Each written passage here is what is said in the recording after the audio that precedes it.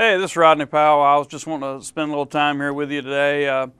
We get a lot of questions while I'm out on the road. I've been touring with the Tennessee 3 since December of this year, and a lot of questions during the autograph sessions are about the drum kit, so I figured we'd just take a little time to show you around. The kit's a brand new kit built by a company called Bronwyn Drums out of Ohio. It's a custom kit.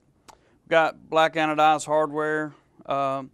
The paint is black fade, natural finish, back to black.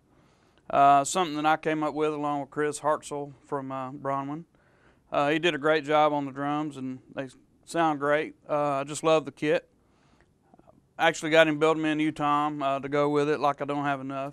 But then moving on, Zildjian cymbals. As you see, I use a big variety of cymbals. The reason for that is I like to have different voices in the genre of music I'm playing. So, if I want, the little splashes, I do that.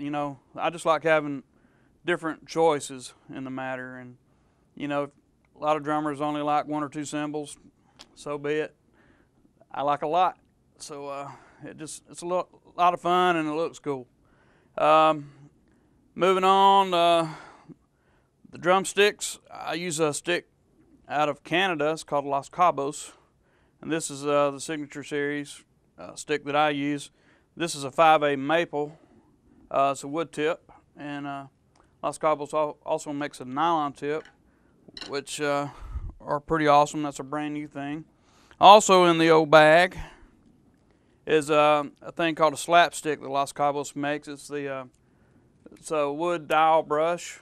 It's real good for the faster country stuff that I play with the Tennessee 3. And also in the bag, they make a thing which is real cool. I use a lot. It's called a multi-stick. You got mallets on one side.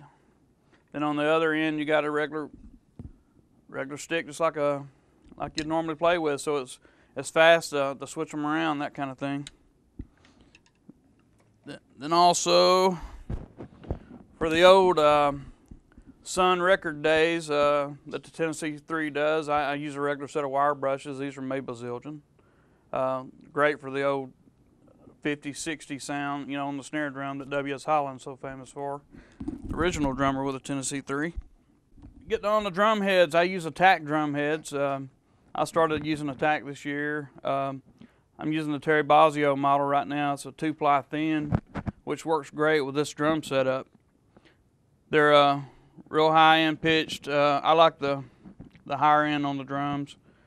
It's just a good crispy sound, and they hold up really well. They stay tuned. I did something pretty cool with this kit. I went with, on the toms, I've got an 8x7 inch tom. I've got an 8x8, 8x12, 8x10.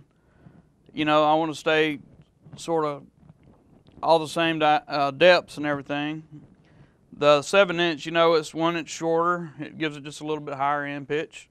I got a 14x14 floor tom. I'm having a 16x16 built. The kick drums are 18x20s. I like the 20-inch kick drum because it has a lot of good punch. You don't get a lot of the big overtones. It's easy to mic up. Real cool thing. And the cool thing, the biggest question I get asked at concerts this year has been, what's the crazy looking horseshoe thing on the drum? So what that is, it's called a Kelly shoe, and that's a drum mic mount that Jeff Kelly came up with, and this thing is awesome.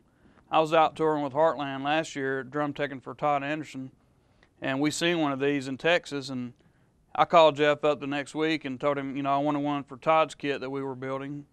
And, of course, this year I'm using the same thing on both kick drums. It's a shock-mounted mic mount that it uses bungee cords, and you can just strap it on, take it off. The mic stays put. You don't have stands falling over.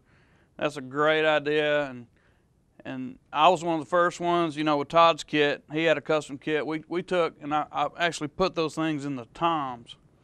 Jeff's like, that's cool. He didn't know it would work.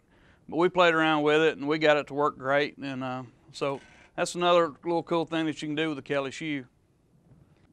One of the other things out on tour that I decided to do this year was I got rid of my big drum wedges and the big monitor because it was killing my hearing.